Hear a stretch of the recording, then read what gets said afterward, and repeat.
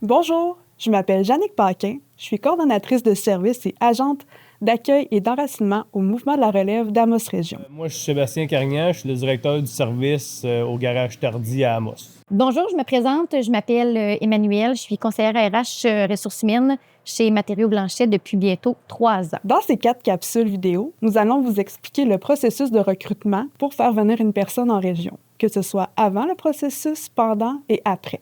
Donc, dans la première capsule, nous allons vous parler du processus avant le recrutement. Premièrement, que ce soit en salon de l'emploi ou en séjour virtuel pour faire du recrutement, c'est vraiment important d'aborder la personne en créant un peu son imaginaire, que la personne puisse se projeter dans son nouveau milieu de vie, que la personne puisse s'imaginer en région, dans votre entreprise ou dans votre établissement scolaire, par exemple.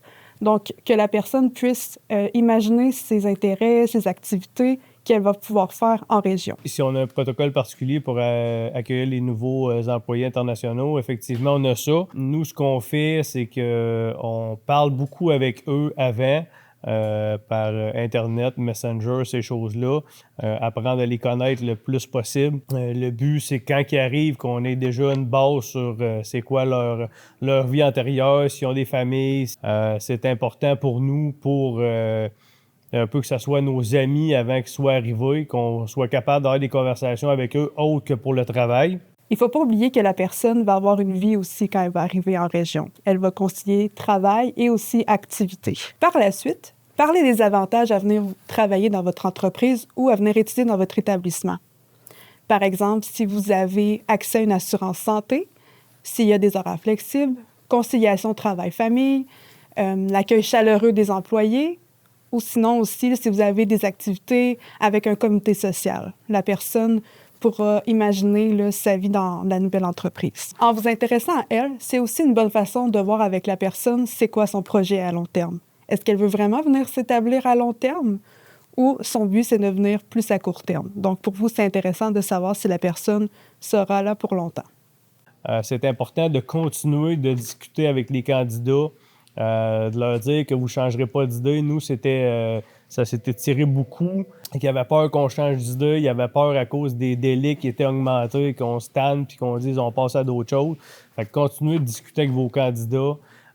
Puis c'est important de les rassurer puis faire sûr qu'ils comprennent bien qu'on ne changera pas d'idée. C'est vraiment important de parler de la région, de faire sa description. Soyez honnête quand vous en parlez. Parler des conditions météorologiques. Il faut que la personne sache à quoi s'attendre quand elle va venir s'établir ici. Les premiers défis, c'est la différence au niveau de la culture. Fait que nous, c'était de s'adapter à eux et aussi, eux, surtout de s'adapter à nous. C'était quelque chose qu'on trouvait important, là. Quand on a commencé les démarches, c'était important pour nous que les nouveaux employés sachent c'était quoi la culture du Québec, du Canada, puis qu'ils s'adaptent en fonction de nous. Parlez des avantages de la région. Par exemple, parlez des activités qu'on peut faire pendant les 4 saisons. L'été, il y a des nombreux festivals, des activités familiales.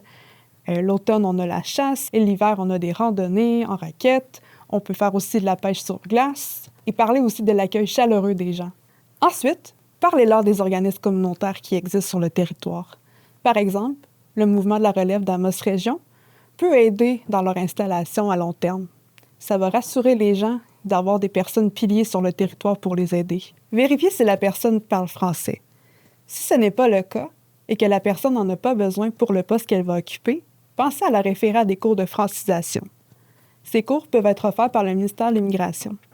C'est sûr que la langue, c'est un enjeu. On a des travailleurs qui arrivent, il y en a qui parlent en français, mais on a des travailleurs aussi qui ont comme seconde langue l'anglais. Donc, c'est un enjeu parce qu'on a des travailleurs qui ne parlent pas anglais.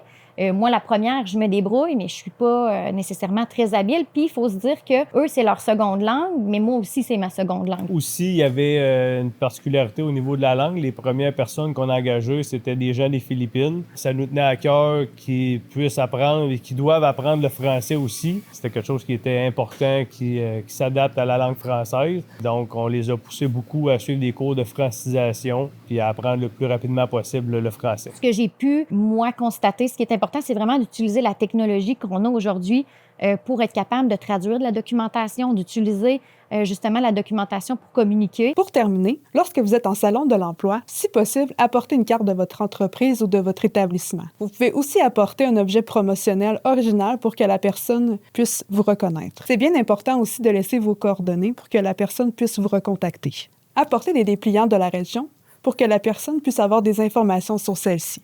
Lors du salon de l'emploi, soyez dynamique. Ne restez pas les bras croisés en arrière de votre kiosque. N'attendez pas que les gens viennent vous aborder, mais allez au-devant des gens pour leur parler. Si vous assistez à un salon virtuel, pensez à avoir un logo de votre entreprise en arrière de votre présentation pour que les gens puissent s'en souvenir. Dans la prochaine capsule, nous allons aborder la période pendant le recrutement, donc quand vous avez décidé d'accueillir la nouvelle personne dans votre établissement.